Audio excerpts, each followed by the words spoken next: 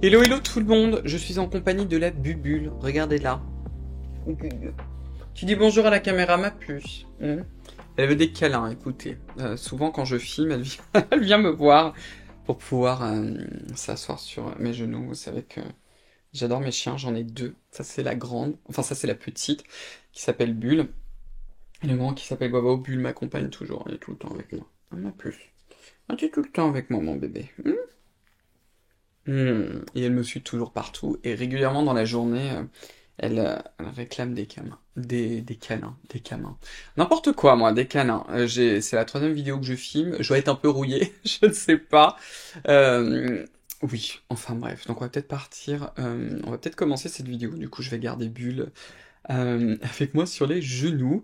Cette vidéo m'a été inspirée par deux maquilleuses françaises qui, je crois, ont fait une vidéo qui s'appelle Les erreurs en maquillage qui vous vieillissent. Je sais plus comment elle s'appelle. Si j'y pense, je vais vous laisser la vidéo en description. Et donc, du coup, je me suis dit, bah, je vais vous refaire une vidéo. Enfin, je vais vous faire, hein, pas refaire, sur ces erreurs, en fait, qui accélèrent le vieillissement de la peau. On adore. Hein. Bon. La première, c'est pas vraiment lié aux soins de la peau, c'est plus, enfin, c'est lié directement à votre mode de vie, parce que c'est vrai que moi, ma spécialité évidemment, c'est le skincare. Il y a aussi beaucoup de choses en fait dans votre mode de vie qui évidemment influencent énormément le vieillissement et qui peut un peu le précipiter. Hein. L'un des premiers, c'est lié à l'alimentation et à ce que vous buvez. Il est vrai qu'il vaut mieux manger équilibré, c'est-à-dire diversifier ce que vous mangez, privilégier les fruits et les légumes, ça on vous l'a déjà dit, je suis pas le seul à le dire, mais c'est clair. Concrètement, moi c'est un petit peu comme ça que je vois, plus vous allez en fait donner de bons nutriments à votre corps et du coup à votre peau, et plus l'ensemble de votre organisme et également votre peau va fonctionner, c'est quelque chose dont moi j'ai toujours eu conscience et sur lequel j'ai toujours essayé de faire un minimum attention. Loin de là de vous dire que j'ai un régime alimentaire parfait, parce que ce n'est absolument pas le cas. Mais encore plus en fait avec mon dernier projet de recherche, moi j'avais une thématique très très fondamentale quand je faisais de la recherche en biologie, mais en fait ma thématique était aussi proche du diabète. Donc du coup autour de moi il y avait énormément de médecins et la majorité des diabétiques en France sont des diabétiques de type 2, c'est-à-dire que c'est un diabète qui a été induit par le mode de vie et l'alimentation. Donc typiquement manger que des pâtes avec de la viande sans jamais manger de fruits et de légumes et manger très très gras avec des tonnes de charcuterie et manger que ça, sur le long terme c'est vraiment mauvais pour l'organisme. En gros, c'est ça, donc essayez d'éviter. L'autre chose aussi qui est liée à ça, c'est l'alcool. L'alcool est un poison, que ce soit du vin, des cocktails, etc., ça contient de l'éthanol, c'est extrêmement nocif pour l'organisme, et de ce fait-là, également pour la peau. Alors moi, je suis pas en train de vous dire, vous ne mangez plus jamais un gâteau de votre vie, vous ne mangez plus jamais de pâtes de votre vie, plus jamais vous buvez un verre d'alcool, non. Ce que je suis juste en train de vous dire, c'est essayer de le faire avec modération, quoi. En gros, c'est ça, et essayer de manger un maximum de fruits et légumes. Mais je pense que ce qui est aussi très très important, c'est faites-vous aussi plaisir, parce que je vous avoue qu'une vie que de frustration, etc., c'est pas forcément cool aussi. Donc il faut trouver en fait c'est toujours pareil, hein, il faut trouver un équilibre avec tout, mais ça c'est vraiment des choses qui sont très importantes. Toujours dans le mode de vie, ben c'est, ça je vous l'ai déjà dit, c'est l'exposition au stress. Effectivement, avoir une vie extrêmement stressante, ça a été archi montré, c'est mauvais pour l'organisme, c'est aussi mauvais pour votre peau, c'est aussi très compliqué, j'ai bien conscience, surtout que si vous me regardez, que vous avez une famille avec des enfants, que vous avez aussi des responsabilités dans votre métier, que vous avez un métier tout simplement stressant, c'est pas aussi simple à dire. Essayez de transformer votre stress en quelque chose de positif, ça c'est quelque chose que ma mère m'a toujours dit, et elle avait absolument raison. Et moi aussi, quand je sens que le stress est quelque chose, vous savez, qui vous mange, là, qui vraiment vous rend pas bien, j'essaye toujours de me dire, ouh là je commence, au lieu de transformer ça comme un moteur, quelque chose de positif pour vous pousser et que vous sentez que ça vous bouffe, c'est toujours le moment où moi je me dis, faut faire quelque chose, donc parfois je fais juste une petite pause, je me dis, ok, c'est bon, on arrête. Ou alors je me dis, parce que parfois moi quand je commence à avoir beaucoup de stress, je m'en souviens bien avec le lancement de Scylla, vous avez cette liste infinie de choses à faire, avec des choses que vous êtes obligé de faire ce jour même qui est infinie, et ça c'est quelque chose que j'ai appris pendant mon doctorat. Dans ces cas-là, en fait, je me fais juste une liste de choses, et j'y vais une par une et je me force à ne pas penser au reste et à me dire, c'est sinon vous êtes à bout de souffle en train de dire, ah mon Dieu, j'ai encore tout ça à faire, l'horreur. Et j'essaie vraiment de me concentrer, oui, sur les points importants, mais essayez en tout cas, quand même quand vous êtes stressé, de le transformer en quelque chose de positif et de ne pas vous oublier. Faites-vous aussi plaisir, trouvez des moments, même parfois c'est des trucs minuscules, mais trouvez des moments dans votre journée qui sont vraiment pour vous. Par exemple, en faisant du soin de la peau, en vous faisant plaisir. Mais le stress a un impact sur le vieillissement, et évidemment, plus on est stressé, plus on va être vieilli. Bon, l'autre chose, hein, je vous l'ai dit, répété 100 fois, bah, c'est lié au soleil. Privilégiez quand même dans votre vie de tous les jours de ne pas trop vous exposer au soleil, en particulier le visage, parce que ça c'est dramatique. Et ce qui est lié à ça, c'est là où on va faire la transition avec le soin de la peau, c'est de ne pas porter un... Bulle, qu'est-ce qu'il y a? Vous avez entendu? Elle est pas d'accord pour que vous ne portiez pas de crème solaire. Quoi? Qu'est-ce qu'il y a, ma puce? Je sais pas. De temps en temps, à la bois, elle doit voir des choses que moi je ne vois pas. Donc, qu'est-ce que je vous disais? Oui, portez votre crème solaire tous les jours, SPF 50+. Je sais bien qu'il y a certains créateurs, des créatrices et des créateurs qui vous disent un SPF 30, etc. Moi, c'est vrai que je suis toujours là. Moi, j'aime pas niveler les choses vers le bas, donc je vous le dis tout de suite. Donc, SPF 50+, les enfants, tous les jours, je vous l'ai répété 150 milliards de fois. Vérifiez si c'est un solaire européen que vous avez bien le logo UVA, c'est un UVA avec un cercle. Ou bien si c'est une crème solaire asiatique que vous avez un PA de 4+, mais que ce soit en hiver ou en été, mettez votre crème solaire, et quand vous savez que vous êtes très exposé, vous mettez vos chapeaux, des grandes lunettes, etc. Évitez de vous faire bronzer. Bon voilà, hein, vous le savez, je l'ai déjà dit. Dans les autres erreurs que je trouvais intéressantes, c'est négliger l'exfoliation. Je vous dis ça parce que j'ai discuté là avec pas mal d'entre vous sur Instagram quand je répondais. Il y a pas mal de personnes en fait qui s'exfolient pas la peau. Souvent, c'est lié au fait qu'ils ont utilisé des exfoliants beaucoup trop forts, comme un bon acide glycolique bien fort, et ils m'ont dit non mais écoute Cyril, moi je supporte pas ça, c'est beaucoup trop fort. En fait, l'exfoliation, au-delà du côté que ça va aider à avoir une peau super lisse et beaucoup plus belle, et ben l'air de rien sur le long terme, c'est aussi anti-âge parce que ça va stimuler la prolifération de vos cellules. Et ça peut aussi stimuler le dépôt de collagène. Je vous ai fait déjà des vidéos dessus, donc l'air de rien, c'est très intéressant. Le seul truc, surtout quand vous avez déjà une routine en fait anti-âge, c'est que probablement l'exfoliant dont vous allez avoir besoin, c'est un exfoliant beaucoup plus doux.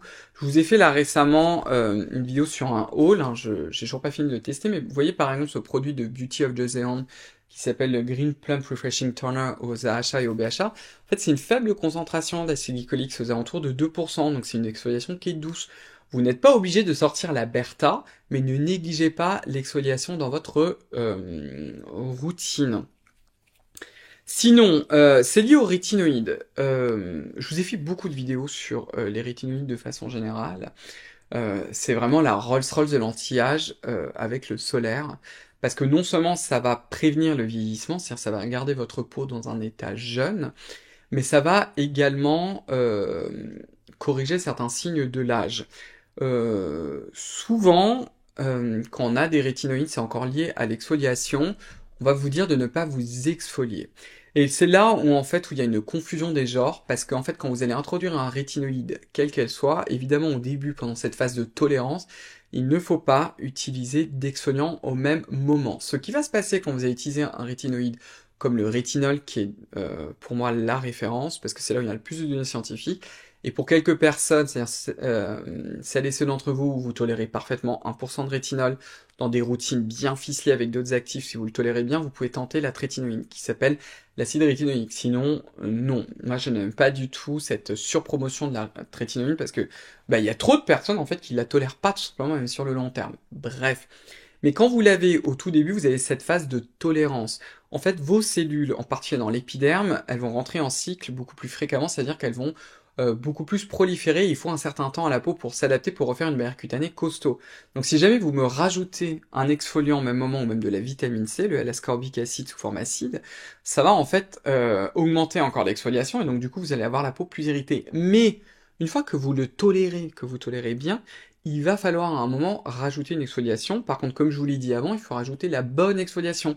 Très probablement que sous rétinoïde, vous n'allez plus avoir besoin, je sais pas moi, par exemple d'acide glycolique très concentré, mais peut-être qu'un acide mandélique, ça peut être celui de chez Claire's par exemple, qui est très très bien, le 5% Mandelic Prep, qui est un excellent produit que vous allez pouvoir introduire et qui est très très doux, par exemple. Ça peut être un acide lactique de chez The Ordinary, autour de 5% par exemple, qui sera très très bien. Mais ne l'oubliez pas. Toujours dans ces erreurs, encore liées en fait au rétinoïde, et en particulier au rétinol, c'est d'arrêter le rétinol avant un traitement esthétique, ou alors après une exposition, ou quand vous avez été exposé au soleil. Ça aussi, c'est une erreur. On ne commence pas un rétinoïde, par exemple, juste avant de faire un traitement, je sais pas moi, laser chez un médecin esthétique, comme un laser CO2, ou quand on va aller à la plage. Parce que justement, vous n'avez pas cette phase de tolérance. En revanche, quand ça fait longtemps que vous en servez, vous avez une barrière cutanée du coup qui est solide. Si vous respectez bien le protocole, vous utilisez la bonne concentration, etc., vous avez un phénomène qui est ultra intéressant avec le rétinol, ça s'appelle la compaction de la barrière cutanée. C'est-à-dire que votre barrière cutanée va être plus très très épaisse, mais elle va être beaucoup plus compacte et en réalité plus résistante sur le long terme. Sauf évidemment si vous poussez trop votre peau, là c'est un autre corollaire.